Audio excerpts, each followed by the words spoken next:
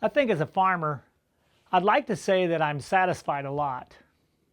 But at the same time, there's always that quest for do just a bit better. And I think that's what makes us across the good old United States here so hard to beat worldwide. We're just number one when it comes to raising corn and figuring out how to take the next steps. And it's a continual growing and evolution and a process. And it starts with going in the field and listening to your corn and understanding what do we need to change, and not be scared to give yourself a B or a C on the course scorecard if it needs it. And so there's always a chance to learn.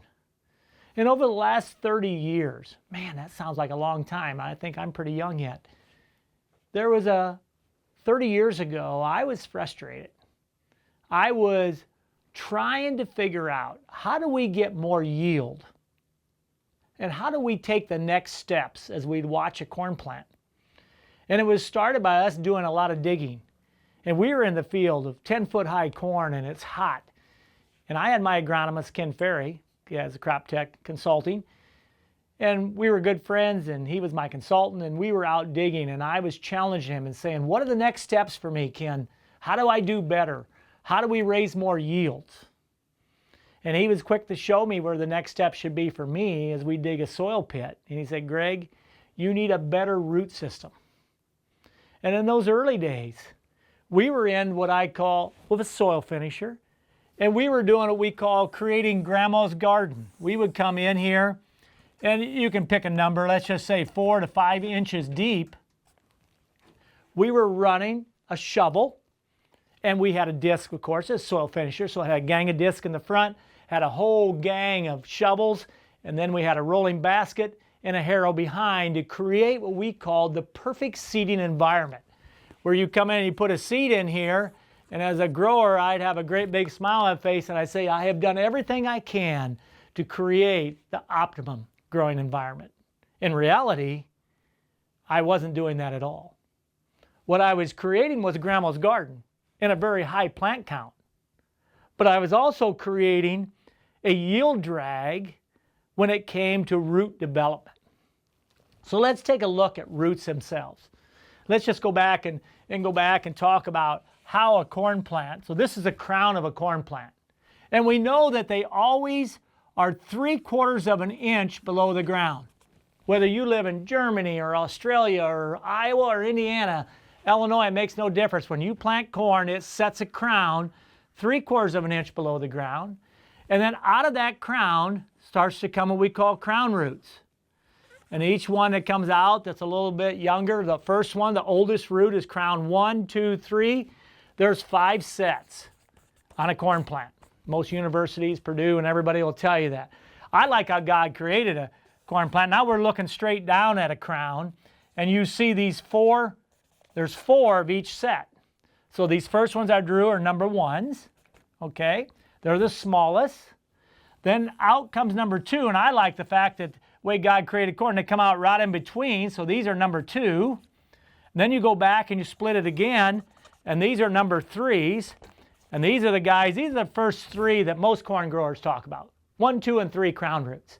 Then we know there's a 4 and a 5 later in that plant's life. But early on, these 1 and 2 are what I call our high dollar roots. They're the ones that set the stage when it comes to yield. And it's all about setting on the right size ear. And so I would come out and I would work this soil. Now we realize that soil density sets the stage for success in root production. And we realize that also, let's just draw it out here, over the summer, the previous year, as the sun would shine on this field, soil collapses. Soil collapses down and it gets much, much tighter density. So as you dry soil out, the different layers of soil, they just get tighter and tighter as you dry them out. 2 ways to collapse soil. You either dry it out or you actually run a 65,000-pound grain cart across it when it's wet, and you'll compact it and you'll shrink her down and collapse it that way. But this happens every year. In my lifetime, I can only remember 1 year when this didn't happen. That's in 1993 when the floods of 93, remember the Mississippi and Iowa? And remember how wet it was through the whole growing season? What happened in 94? Biggest corn yields I think I've ever raised. Why? Because the soil didn't collapse the previous year. And so when it didn't collapse and we come out and plant it in this environment, because what's happening here is this. This soil is very, very tight, okay? And I come in here and it's all the way tight down to your B horizon. Let's just draw it out how your soil profile. I'll show you what it is for Gregg's farms. We have an A, so here's our topsoil. We have an A horizon, then about, 11 to 12 inches. I have what we call a B horizon, and then down here we have what our C, or our subsoil, and this is about 18 to 24 inches. It starts to turn a little more yellow. But these are very different, hardly any color change here. And fortunately for us, our density is very similar here. So when a root starts to grow, it just continues to grow down. It might hit that next horizon, different soil. It might turn a little bit, but then it just keeps going down and they just grow. How deep will a root grow? They're massive. Remember this, a corn plant in its life will grow 3,000 miles per plant. You think of that. Science somehow figured out, I don't know who the poor guy was that counted all those miles of corn root. For every one plant, they put on 3,000 miles of corn root, and the roots go as deep as the corn is tall. All right? I never forget, we were teaching this in the early days of precision planting in a town not far east of us here, was putting in a whole new water district.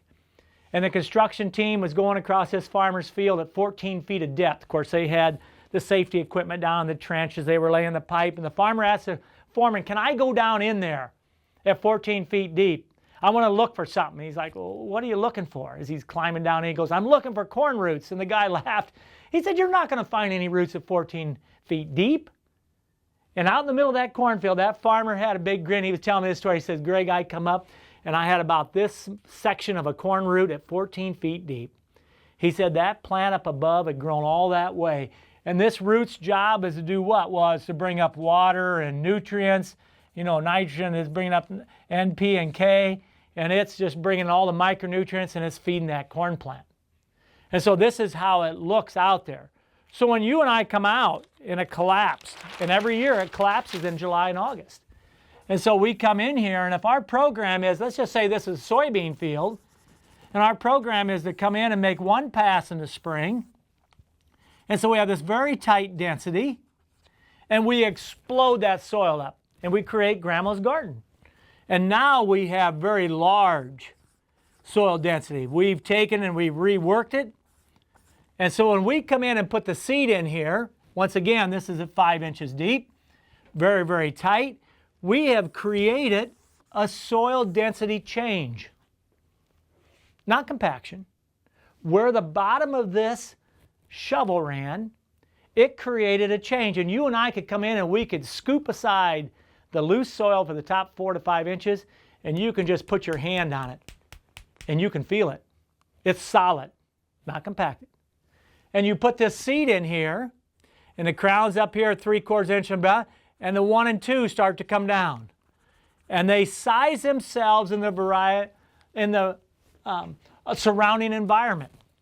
And if it's very loose, they bulk up. They get as big as they possibly can. The soil structure is what keeps a root a different size. You go into a no-till field, and you'll see roots. Root size has no relationship to yield. A true no-tiller can show you roots the size of a sewing thread, raising what, 250 bushel corn. You go into a sand farm that's irrigated, you'll raise 250 bushel corn on a root the size of a drinking straw. And so they size themselves up for what you create.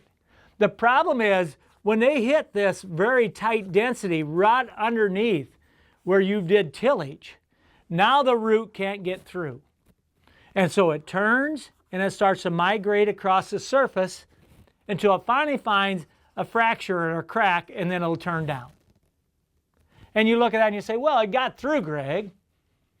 If you and I went out and popped this plant out in August 1st, and we held it up, we could probably tell you what the problem is, and the root would probably be pointing straight at you. And so this here is taking effect at a most critical time in this young plant's life. When these roots, 1, 2s, and 3s are growing and turning, that corn is a V5. What happens in 8-inch, 9-inch corn at V5? Well, that plant is deciding on the ear size, and I'm talking rows around. How many rows around is it going to be this year? Now we know that plant breeders design it for 18 to 20 rows around genetically into that plant. How many times, and you and I are out in the field, and we're looking here at an ear. Now we know that we want that ear to be row on that corn to line up from the butt to the tip, straight as an arrow. And we would love to count a lot of 18s that are out there. And sometimes we'll find a 20 and we got a great big smile. But how many times when we shuck an ear down, do we see here about an inch up, it was 18 on the bottom, and then it went to 16. And these rows scramble. And when a row scrambles, it's taking yield directly out of your program. Now, it's an invisible yield. You don't know it, you don't think about it until you go out and start to look for it. We know what? The corn wants to be 18, it could turn and set on 16, 14, heaven forbid, 12. You know, that's a pure disaster. That's an early disaster out from the start. And so every 1 row equals how much yield? 10 bushel. So if you and I are out and we're looking at a large percentage of our ears went from 18 to 16, we lost 20 bushel out of our program. What drives this is stress. Okay? One of the key stresses is when roots turn. That plant talks to itself and it says, I can sense that I'm in trouble and I'm going to set less rows around on due to that. Another stress is if we lock a lot of roots in that top 5 inches and it's June 20th and we're looking and we're praying for rain and we're saying, good Lord, please help us out here. And a lot of you this year, depending on which state you're in, Nebraska and Kansas and Missouri, we're saying, is it ever going to rain?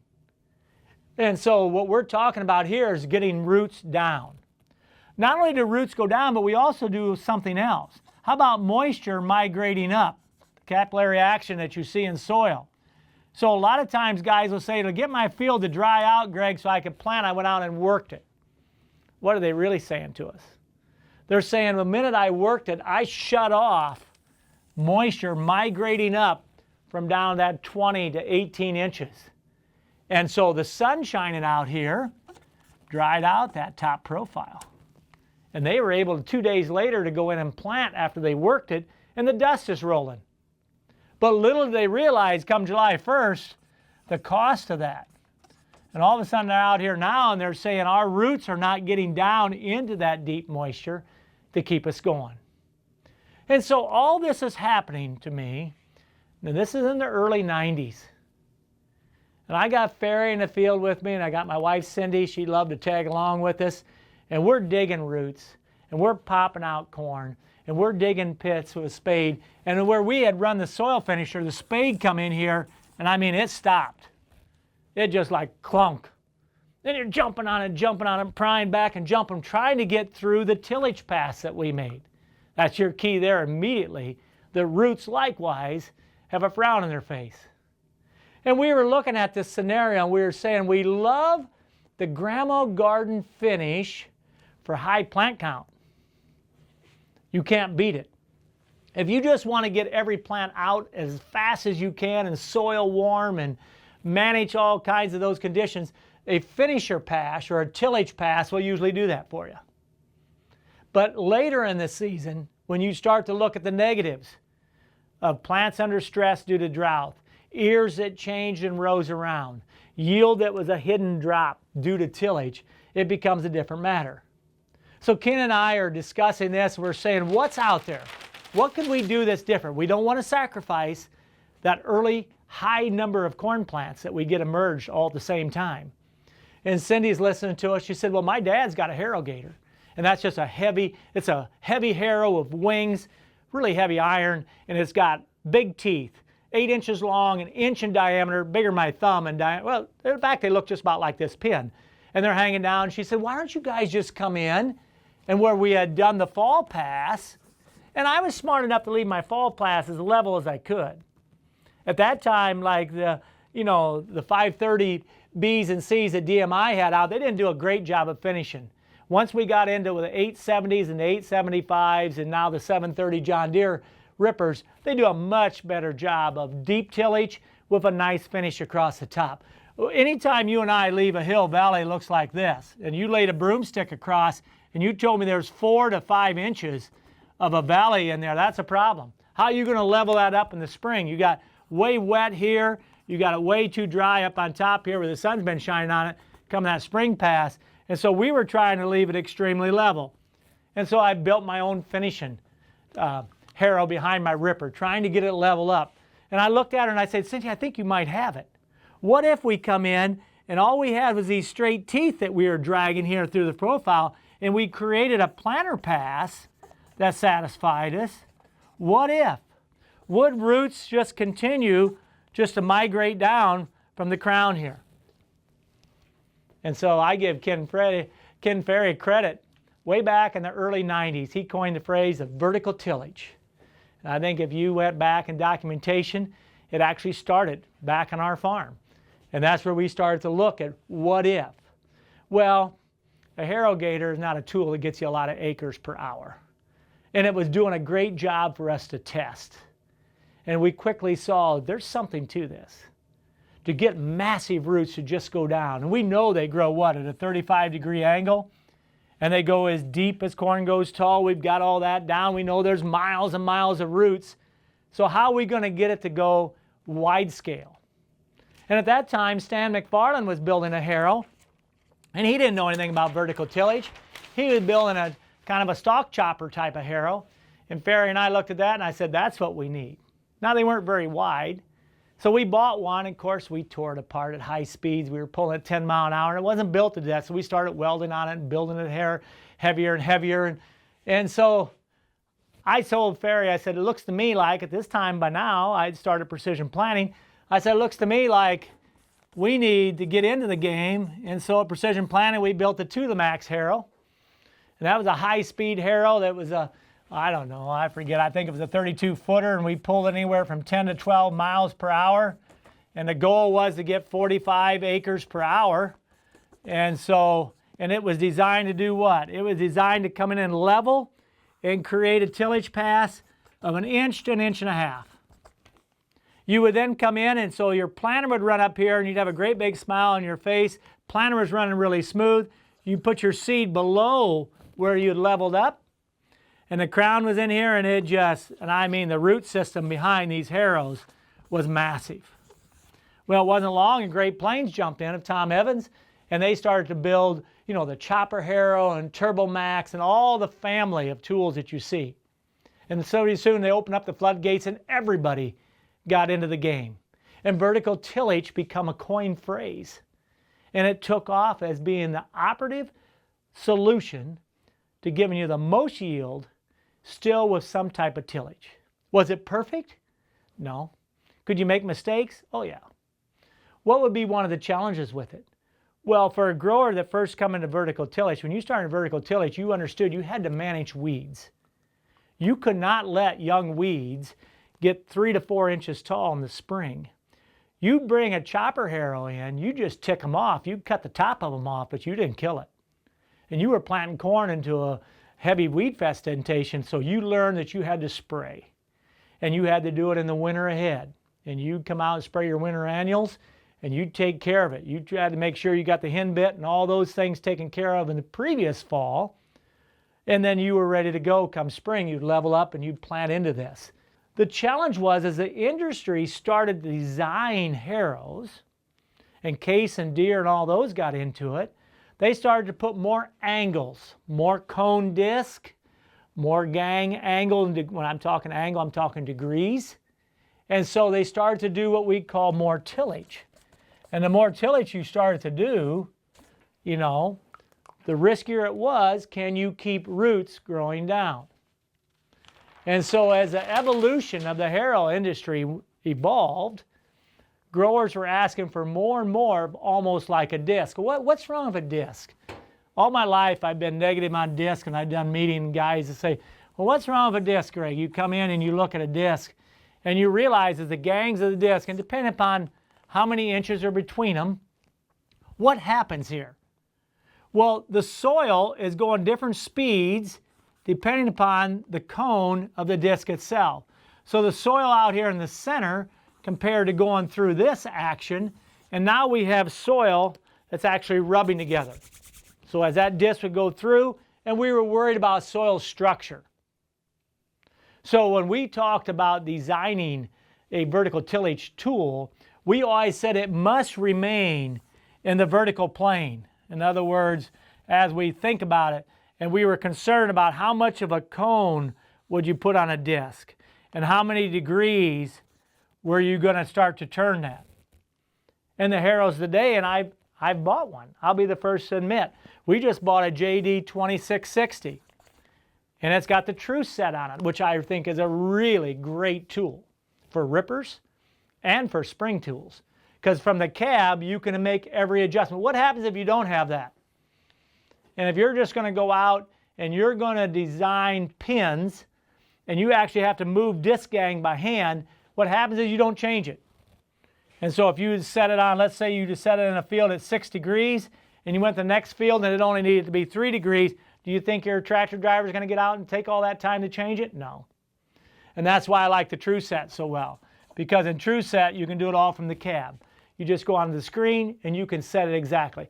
4.5 degrees. You can set the angle. You can set the depth, 1/4 inch at a time. You can set how many pounds you want on the chopper harrow, or the chopper reel, and the rolling pipe reel in the back for the finish. And so I like having all that control at my fingertips. I love control. And so, but the challenge is going to be what? Can Gregg discipline himself? Because the reason we bought it over our old, and they're old. We run 2 40-foot, chopper harrows from Great Plains, and we got drag harrow behind them, and I like the job they do, but they're wore out. And we said, well, why wouldn't we get this 43-footer, and maybe we could do a little better job of leveling. Leveling comes with what?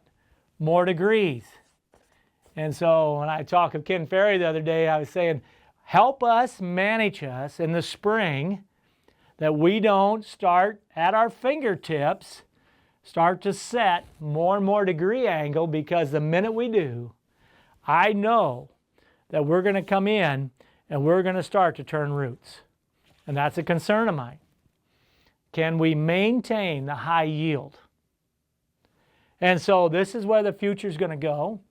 And so I watch it with interest.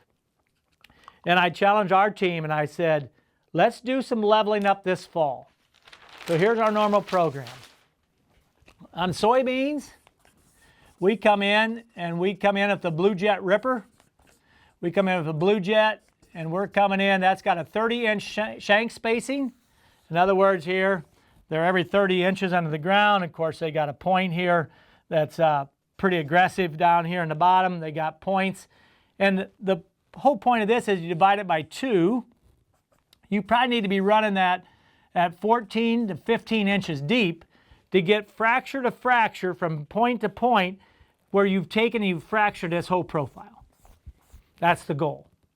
And I'll show you on the video here. You can see our Blue Jet running and a 30-inch shank spacing. And you'll see the soil come through and it just runs up at an angle and then it fractures.